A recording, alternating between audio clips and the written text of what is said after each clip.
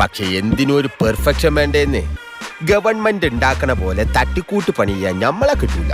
ശരി ശരി ശരി ശരി പിടിക്ക്.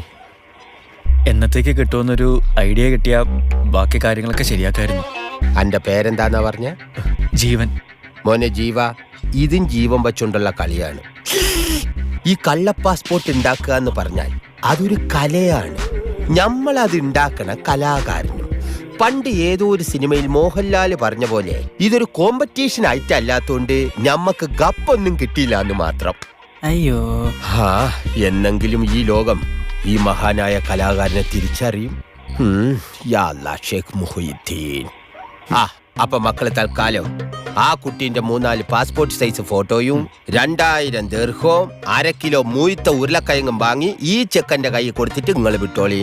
പാസ്പോർട്ട് റെഡി ആവുമ്പോ വിളിച്ചറിയിക്കും.